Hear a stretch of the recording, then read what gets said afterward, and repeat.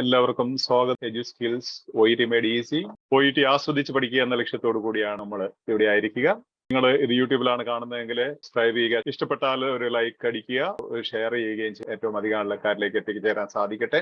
പ്രത്യേകിച്ച് സാമ്പത്തികമായി ബുദ്ധിമുട്ടുന്ന OET ആസ്പിരൻസിലേക്ക് എത്തിച്ചേരാൻ വേണ്ടിയിട്ടാണ് നമ്മൾ ഉദ്ദേശിക്കുന്നത്. അതുകൊണ്ട് നമ്മുടെ ലക്ഷ്യം അതാണ്. ഒരാൾ പോലും സാമ്പത്തികമായ ബുദ്ധിമുട്ട് കാരണം OET എഴുതാൻ സാധിക്കാതെ പോകരുത്. എഡ്യു സ്കിലിന്റെ എല്ലാ ട്രെയിനിങ് പ്രോഗ്രാംസും ഫ്രീ ഓഫ് കോസ്റ്റ് ആണ്.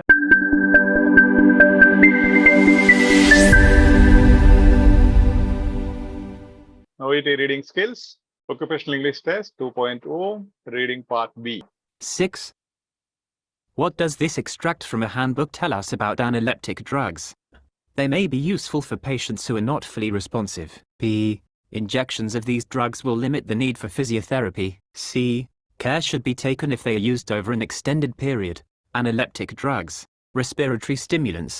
Analeptic drugs have a limited place in the treatment of ventilatory failure in patients with chronic obstructive pulmonary disease. They are effective only when given by intravenous injection or infusion and have a short duration of action. Their use has largely been replaced by ventilatory support, however, occasionally when ventilatory support is contraindicated and in patients with hypercapnic respiratory failure who are becoming drowsy or comatose. Respiratory stimulants in the short term may arouse patients sufficiently to cooperate and clear their secretions. Respiratory stimulants can also be harmful in respiratory failure since they stimulate non-respiratory as well as respiratory muscles. They should only be given under expert supervision in hospital and must be combined with active physiotherapy. At present, there is no oral respiratory stimulant available for long-term use in chronic respiratory failure. ഇവിടെ ഇപ്പം what does the extract from a handbook tell us about analeptic drugs അല്ലെ? വീണ്ടും നോക്കിക്കേ about വന്നു. എത്ര എണ്ണത്തിലാണ് ഇത് തന്നെ വരുന്നത്, എന്ത് രസമാണ്. അപ്പൊ ഇവിടെ about എന്ന് പറയുമ്പോൾ analeptic drugs പ്ലൂറൽ ആണ് അല്ലെ? അപ്പം ഇഞ്ചക്ഷൻസ് എന്നുള്ളത് injections of these drugs focus അതാകാൻ സാധ്യതയുണ്ടോ? ഇല്ല, ഇഞ്ചക്ഷൻ ആണ്. ഇവിടെ care should be taken if they are used over an extended period. Okay, care ആണ്. അപ്പം ഇവിടെ ഞാൻ പറയണേ അതൊന്നും നോക്കണ്ട. ഇപ്പൊ ടോപ്പിക് സെന്റൻസ് ഇതാണ് ടോപ്പിക് സെന്റൻസ്. അതായത് respiratory stimulants analeptic drugs have a limited place in the treatment of ventilatory failure in patients with chronic obstructive pulmonary disease. Limited ഉള്ളൂ എന്ന് പറയുന്നു. അതായത് ഇതിനെക്കുറിച്ച് പോസിറ്റീവ് അല്ല പറയുന്നത് അല്ലെ? ആദ്യത്തെ ടോപ്പിക് സെന്റൻസ് പോസിറ്റീവ് അല്ല പറയുന്നത്. പക്ഷേ അങ്ങനെ ഒരു കാര്യം വരുമ്പോൾ നമ്മൾ ഇത് ചോദ്യം എന്താണെന്ന് പറഞ്ഞത് എക്സെപ്ഷൻ ബേസ്ഡ് ക്വസ്റ്റ്യൻ ആണ്. Focus on the portion after the contrast word. Exception based ക്വസ്റ്റ്യൻസിനെല്ലാം പ്രിൻസിപ്പിൾ ഇതാണ്. കോൺട്രാസ്റ്റ് വേർഡ് കഴിഞ്ഞുള്ള ഭാഗത്താണ് നിങ്ങൾ ഫോക്കസ് ചെയ്യേണ്ടത്. ഇവിടെ കോൺട്രാസ്റ്റ് വേർഡ് എവിടെയുള്ള?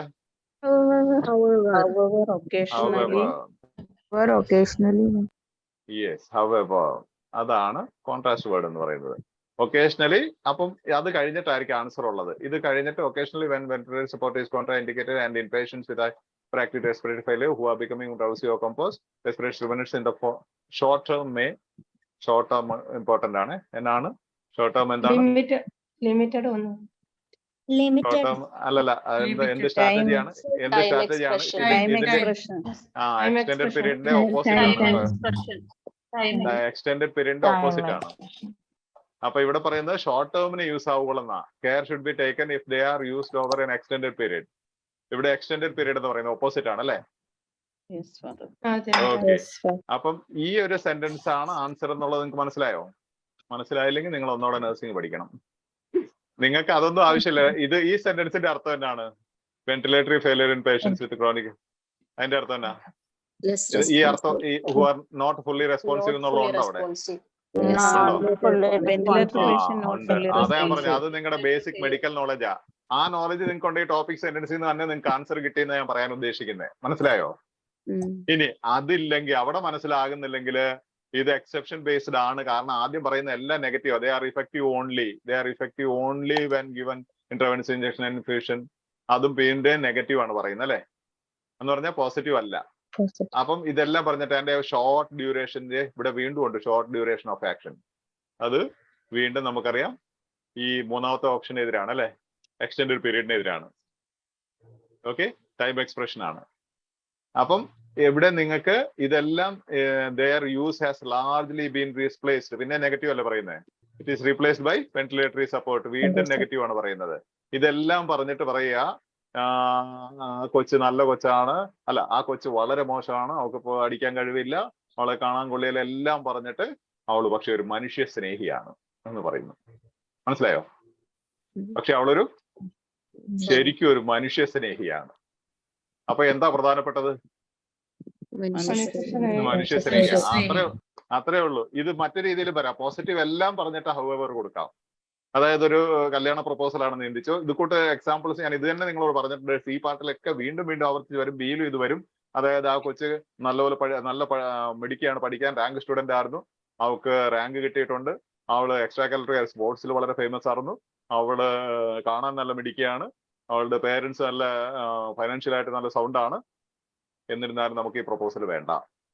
എന്നിരുന്നാലും നമുക്ക് ഈ പ്രപ്പോസൽ വേണ്ട. എന്നോ പ്രധാനപ്പെട്ട എന്നാ അവിടെ പ്രപ്പോസൽ വേണ്ട എന്നുള്ളതല്ലേ. പ്രപ്പോസലിനെ കുറിച്ച് ഡിസ്കസ് ചെയ്യുമ്പോൾ ഇതെല്ലാം പറഞ്ഞിട്ട് അവസാനം പറയാം ഹൗവർ ഈ പ്രപ്പോസൽ വേണ്ട.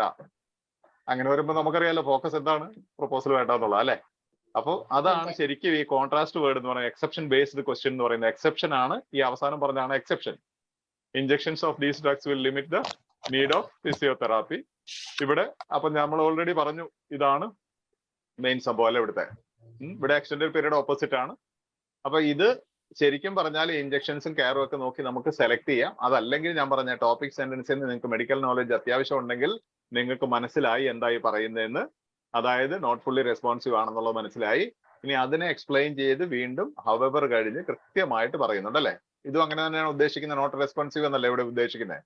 കോൺട്രാൻഡിക്റ്റഡ് patients with hypercapnic respiratory failure who are becoming drowsy or comatose അല്ലെ അവിടെ ഉദ്ദേശിക്കുന്നത്. പിന്നെ ഇവിടെ മേ ഉണ്ട്. ഇവിടെ ഒരു മേ ഉണ്ട്.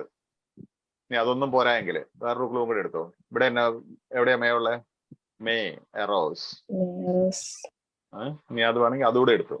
അപ്പൊ ഞാൻ പറഞ്ഞ ഇഷ്ടം പോലെ ക്ലൂസ് ഉണ്ട്. അതുകൊണ്ട് ഇവിടെ പിന്നെ മസ്റ്റ് ബി കമ്പൈൻഡ് വിത്ത് ഇതുണ്ട്. രണ്ടാമത്തേന് ലിമിറ്റഡ്. ഇതെല്ലാം ഇഞ്ചക്ഷൻസ് അതൊന്നും അല്ലെങ്കിൽ limit the need for physiotherapy എന്ന് പറയുന്നിടത്ത് must be combined with advise active physiotherapy.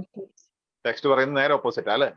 ഇനി അത് നിങ്ങൾക്ക് എലിമിനേറ്റ് ചെയ്ത് പോകണമെങ്കിൽ സംശയം ഉണ്ടെങ്കിൽ ഞാൻ പറഞ്ഞേ no oral respiratory stimulant available for long term use.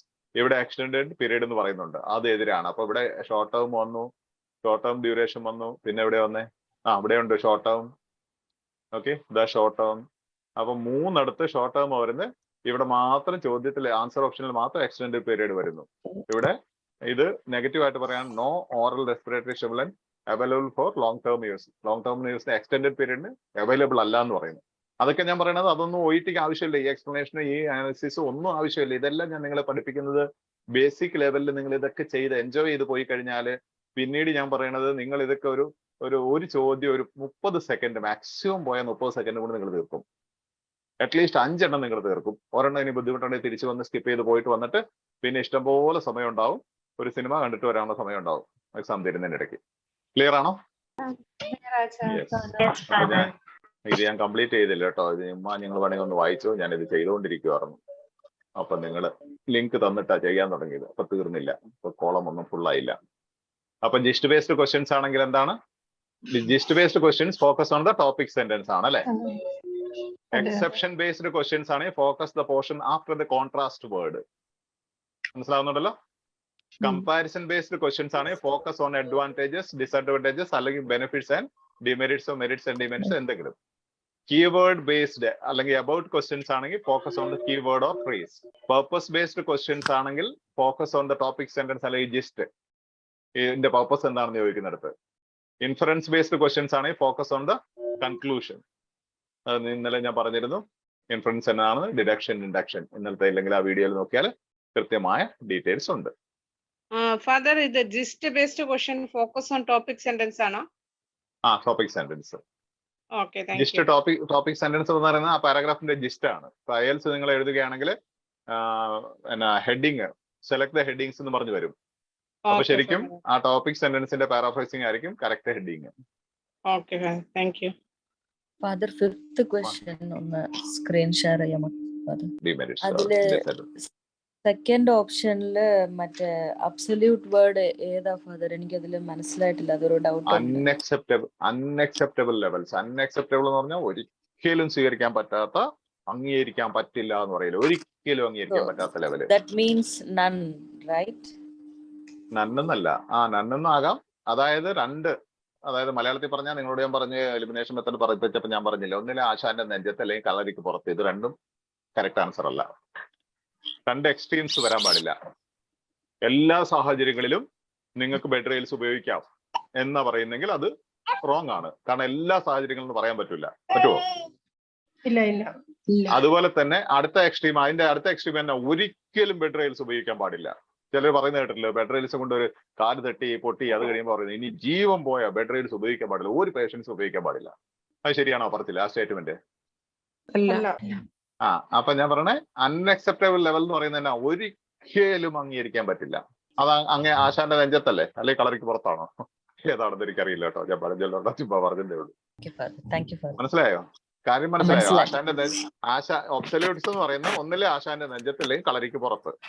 അങ്ങേ എക്സ്ട്രീം അല്ലെങ്കിൽ ഇങ്ങേ എക്സ്ട്രീം, രണ്ടും ഏത് വന്നാലും രണ്ടും എലിമിനേറ്റ് ചെയ്യുക immediately. Okay father, thank you father. Father, ഈ എക്സെപ്ഷണൽ ക്വസ്റ്റ്യൻസിന് നമ്മൾ മീൻസ് കോൺട്രാസ്റ്റ് കഴിഞ്ഞുള്ള വേർഡ്സ് ആണ് യൂസ് ചെയ്യുന്നതെന്ന് പറഞ്ഞല്ലോ, മെയിനായിട്ട് ആൻസറിന് ഫോക്കസ് ചെയ്യേണ്ടത്. അതായത് ആദ്യമുള്ള ആളാണെങ്കിൽ കുറച്ച് വീഡിയോസ് ഒക്കെ കാണുന്ന നല്ലതാണ് കേട്ടോ. കുറച്ച് ബേസിക് കാര്യങ്ങൾ ചിലപ്പോൾ മനസ്സിലാക്കണമെങ്കിൽ. ഇത് ബിഗിനേഴ്സിനുള്ള അതാണ് ചോദിച്ചത്. Contrast word, exception based questions contrast word കഴിഞ്ഞ് വരുന്നത് എങ്ങനെയാണെന്നല്ല ചോദിച്ചത്. ഈ എക്സെപ്ഷൻ ബേസ്ഡ് ക്വസ്റ്റ്യൻ ആണ് എങ്ങനെ മനസ്സിലാക്കേണ്ടതെന്ന് അതാ ചോദ്യത്തിന്റെ ഇതിൽ നിന്ന് മനസ്സിലാകും. ചോദ്യത്തിന്റെ ഹെഡിങ് വേർഡിൽ നിന്നും ഓപ്ഷൻസ് കാണുമ്പോഴും മനസ്സിലാകും എക്സെപ്ഷൻ ബേസ്ഡ് ആണോ അല്ലയോ എന്ന്. കാരണം ഇല്ലെങ്കിൽ ടോപ്പിക് സെന്റൻസ് വായിക്കുമ്പോഴേ മനസ്സിലാകും. ഞാൻ അന്നേരം പറഞ്ഞില്ലേ, ടോപ്പിക് സെന്റൻസ് പറയുന്ന മുഴുവനും നെഗറ്റീവ് ആയിരുന്നു അല്ലെ? ടോപ്പിക് സെന്റൻസും അതിന്റെ എക്സ്പ്ലനേഷൻ ആദ്യത്തെ പാരഗ്രാഫ് മുഴുവനും ആ കാര്യത്തെക്കുറിച്ച് നെഗറ്റീവ് പറഞ്ഞു. പക്ഷേ ചോദ്യം പോസിറ്റീവ് ആണ്. ചോദ്യവും അതിന്റെ ആൻസർ ഓപ്ഷൻസും പോസിറ്റീവ് ആണ്. മനസ്സിലായോ? തിരിച്ചും വരാം. ഞാനിപ്പോ പറഞ്ഞ പോലെ ഉദാഹരണത്തിന് ചോദ്യം എങ്ങനെയാണ്, ഈ കല്യാണ ആലോചന വേണ്ട എന്ന് വെച്ചു, കാരണം നമ്മൾ ആദ്യം പറഞ്ഞ നല്ല കാര്യങ്ങളാണ് പറയണ്ടേ. ആ കൊച്ചി കാണാൻ പിടിക്കുകയായിരുന്നു, ആ കൊച്ചിക്ക് നല്ല വിദ്യാഭ്യാസം ഉണ്ട്, കൊച്ചിന്റെ കുടുംബ പശ്ചാത്തലം നല്ലവണ്ണം എന്നൊക്കെ കാരണമാവുമോ? ഇല്ല. അത് കഴിഞ്ഞ് പറയും എന്നാലും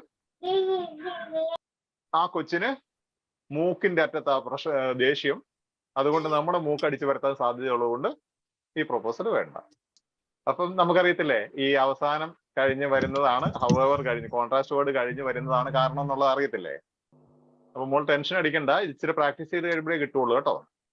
നിങ്ങളോട് എനിക്ക് പറയാനുള്ളത്, നിങ്ങൾ ഓടിച്ചെന്ന ഒരു മെറ്റീരിയൽ എടുത്ത് പ്രാക്ടീസ് ചെയ്യാൻ തുടങ്ങി ഇതെല്ലാം ഒന്നും കിട്ടിയല്ല. കാരണം നിങ്ങൾക്ക് അതിനുള്ള കോമ്പറ്റൻസി ആയി വരണം ഗ്രാജുവൽ ആയിട്ട്. പക്ഷേ ഇപ്പൊ ഞാൻ എത്ര മണിക്കൂർ ഇതിനു വേണ്ടി ചെലവഴിക്കുന്നു നോക്കി. ഈ PPT ഇന്നലെ കാണിച്ച PPTകളാണോ ഇന്ന് കാണിച്ചത്? അല്ല, ഇന്നലെ കാണിച്ചതൊക്കെ ഞാൻ ഹൈലൈറ്റ് ചെയ്തു. അത് പിന്നെ എല്ലാം നോർമൽ ആക്കണ്ടേ ഇന്നിപ്പോ കാണിക്കണമെങ്കിൽ? ഇന്നലെ എല്ലാം ഹൈലൈറ്റ് ചെയ്തായിരുന്നല്ലേ? അപ്പൊ ഇന്ന് അതിനുവേണ്ടി വീണ്ടും പണിയെടുത്തു ഞാൻ.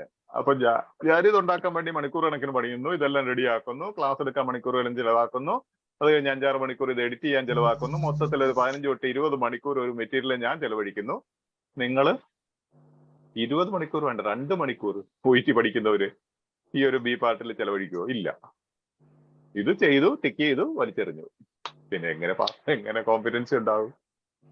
സ്കോർ അല്ല പ്രശ്നം, നിങ്ങൾക്ക് അത് മനസ്സിലായോ എന്നുള്ളതാണ്. അപ്പൊ ഓരോ ഓപ്ഷനും എടുത്ത് എലിമിനേറ്റ് ചെയ്യുക, എല്ലാം ചെയ്യണം ആരംഭത്തില്. മനസ്സിലായോ? ആരംഭത്തിൽ അത് ആവശ്യമാണ്, പിന്നീട് ആവശ്യം വരികയില്ല. അല്ലെങ്കിൽ നിങ്ങൾക്ക് അവസാനം വരെ ഈ പറയുന്ന ചുറ്റിക്കളിയായിരിക്കും. കറക്കിക്കുത്തും പരിപാടിയും ഒക്കെ ആയിട്ട് പോകും. അവസാനം എക്സാമിന് ചെന്ന് കറക്കിക്കുത്തും, അവരൊന്ന് കറക്കും നിങ്ങളെ, പിന്നെ കരഞ്ഞു പിടിച്ച് വരും, പിന്നെയും പോകും, എഴുതും, വരും, പിന്നെയും പോകും, എഴുതും, വരും. എന്റെ മെസ്സേജുകളൊക്കെ വായിക്കുമ്പോൾ എനിക്ക് ഭയങ്കര സർപ്രൈസ് ആയിട്ട് തോന്നുന്നു. അവരുടെ ഏറ്റവും വലിയ അവകാശവാദം ഇത് 3ാമത്തെ പ്രാവശ്യമാണ്. അതുകൊണ്ട് ഉടനെ ഞാൻ എഴുതാൻ പോവാ. 3ാമത്തെ പ്രാവശ്യമല്ല, 30ാമത്തെ പ്രാവശ്യമാണല്ലേ. കോമ്പിറ്റൻസി ഇല്ലെങ്കിൽ കാര്യമില്ലല്ലോ. ഞാൻ നോക്കിയിട്ട് വേണമെങ്കിൽ പറയാം. ഏതാ കോഷൻ എന്ന് പറഞ്ഞാല് ഞാൻ പല വീഡിയോയിൽ എക്സ്പ്ലെയിൻ ചെയ്താണ്, ഒന്നോടെ പറയാം. ഉദാഹരണത്തിന് ഇപ്പൊ ഡയബറ്റിക് കൺട്രോളിനെ കുറിച്ച്, മാനേജ്മെന്റ് ഓഫ് ഡയബറ്റിക്സിനെ കുറിച്ച് പറയാന്ന് വെച്ചോ. അപ്പൊ നിങ്ങൾ എന്തൊക്കെ പറയും? ഡയറ്റ്, ഡെയിലി എക്സസൈസ്, വർക്ക്ഔട്ട്, പിന്നെ മെഡിക്കേഷൻ അല്ലേ? അപ്പം ഈ ഡയറ്റിനെ കുറിച്ച് പറയാൻ നേരത്ത് കാര്യങ്ങളെല്ലാം പറയും. എല്ലാ ദിവസവും വർക്കൗട്ട് ചെയ്യണം, യോഗ ചെയ്യണം, അങ്ങനെ എല്ലാ കാര്യങ്ങൾ പറഞ്ഞിട്ട് അവസാനം ചിലപ്പം പറയും ഇതൊരു ട്രെയിനറിന്റെ കീഴിൽ ചെയ്യുന്നതാണ് നല്ലത്, അല്ലെങ്കിൽ പ്രശ്നങ്ങൾ ഉണ്ടാകാം. മനസ്സിലായോ?